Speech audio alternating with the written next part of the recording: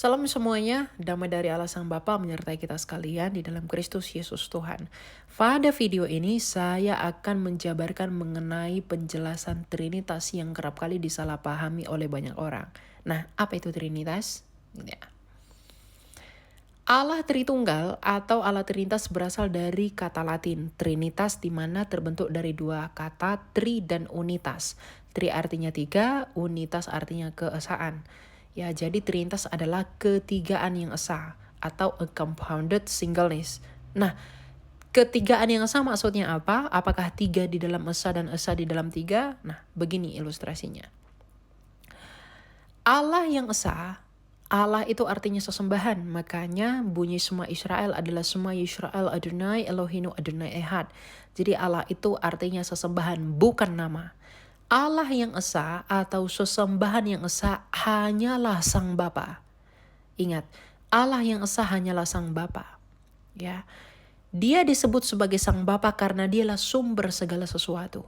Nah, Sang Bapa ini memiliki nama perjanjian atau nama keagungan kepada Musa adalah Yod-Heh-Vaveh atau Adonai, yang arti Yod-Heh-Vaveh ini adalah Sang Ada.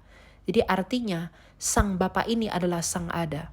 Nah, Sang Bapa ini sifatnya itu transenden, tidak terhampiri, memenuhi segala ruang dan waktu, tidak terhampiri dan tidak kelihatan. Oke?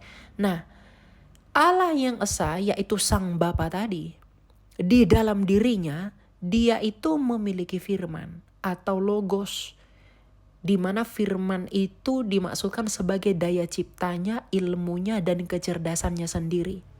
Ya, di mana Sang Bapa menciptakan segala sesuatu itu melalui firman-Nya, melalui daya cipta, melalui ilmunya sendiri. Makanya berfirmanlah Allah artinya berfirmanlah Bapa. Berfirmanlah Allah jadilah terang, artinya Bapa menjadikan terang menggunakan firman-Nya. Karena berfirman adalah kata kerja, sedangkan kata bendanya adalah firman. Ya. Jadi Sang Bapa di dalam dirinya dia memiliki firman atau logos, dan logos itu disebut sebagai Sang Anak. Yohanes 1 ayat 3. Selain memiliki firman atau kecerdasan, Sang Bapa juga memiliki roh, yang oleh roh itu dia menghidupi segala sesuatu, itulah Roh Kudus. Jadi Roh Kudus itu adalah hidupnya atau hayatnya, menurut Ayub 33 ayat 4. Jadi Sang Bapa dengan anak atau firman-Nya sendiri dan Roh Kudus, itulah Tritunggal atau Allah yang esa. Jadi Tritunggal itu tidak pernah berbicara tentang berapa Allah, melainkan berbicara tentang bagaimana Allah yang esa itu. Seperti apakah Allah yang esa itu. Oh, ternyata Allah yang esa itu adalah Sang Bapa yang memiliki kecerdasan atau firman, yang olehnya segala sesuatu diciptakan, dan memiliki roh yang oleh rohnya dia menghidupi segala sesuatu. Ya, jadi itulah Tritunggal. Nah, mengenai Yesus, Yesus adalah firman Allah yang menjadi manusia, Yohanes 1 ayat 14. Berinkarnasi, jadi firman Allah yang menjadi daging. Inkarnasi itu berasal dari Yunani inkarne, in di dalam daging, karne itu in itu di dalam, karne itu adalah daging. Karnivora itu pemakan daging, jadi inkarne itu di dalam daging. Nah, diberi nama Yesus atau Yehoshua, di mana arti nama Yesus ini berasal dari dua kata Ibrani, yaitu Yod-Heh-Vaveh, ya, artinya Bapa tadi, dan Yasha, artinya keselamatan. Jadi arti nama Yesus adalah Allah lah keselamatanku. Yesus yang adalah firman Allah yang menjadi manusia ini, tentu di dalam dirinya dia memiliki dua kodrat. Yang pertama, dia adalah Allah karena dia keluar dari Allah Sang Bapa. Dan dia adalah manusia karena dia menambahkan kodrat kemanusiaan atau daging.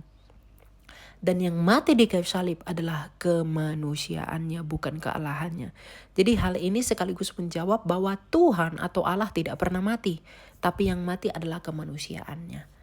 Nah, pertanyaan simpel yang sering diajukan, lalu kenapa Yesus tidak menyembah Bapa saja? Kenapa harus menyembah Yesus yang adalah firman-Nya Bapa?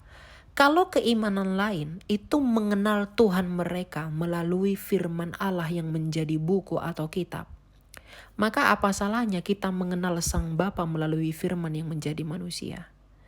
Iman lain tidak mungkin mengenal Tuhan mereka tanpa kitab suci mereka yang adalah firman yang menjadi manusia, firman yang menjadi buku. Maka kita pun sebagai orang Kristen mustahil mengenal Sang Bapa yang tak terhampiri dan tidak kelihatan dan transenden tanpa mengenal firman-Nya yang menjadi manusia. Tanpa melalui Yesus yang adalah firman-Nya Bapa. Jadi Yesus adalah firman hidup yang menyatakan siapa Bapa. Jadi di luar Yesus kita tidak mungkin mengenal Bapa, tidak mungkin sampai kepada Bapa. Dan menyembah Yesus artinya kita menyembah Bapa, karena Yesus adalah akal budinya Bapa sendiri. Jadi tidak mungkin kita bisa mengenal, mengetahui dan tahu siapa Bapa tanpa firman-Nya yang menjadi manusia itu. Makanya Yesus berkata, "Akulah jalan kebenaran dan hidup, tak seorang pun yang dapat datang kepada Bapa kalau tidak melalui Aku." Pada peristiwa transfigurasi, Sang Bapa juga berkata, "Inilah anak yang kukasihi, dengarkanlah dia."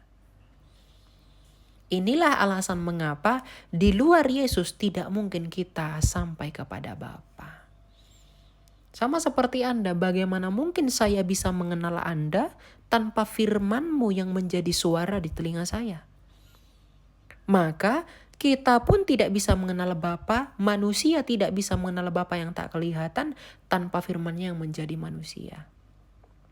Makanya Rasul Yohanes berkata dalam 1 Yohanes 1, yang kami beritakan adalah firman hidup. Ya, jadi inilah penjabaran Trinitas. Dan itulah mengenai siapa Yesus yang sebenarnya. Ya, jadi tuduhan-tuduhan yang mengatakan kita sembah 3 Tuhan, banyak Tuhan, dan kita menuhankan manusia, itu tidak pernah terjadi.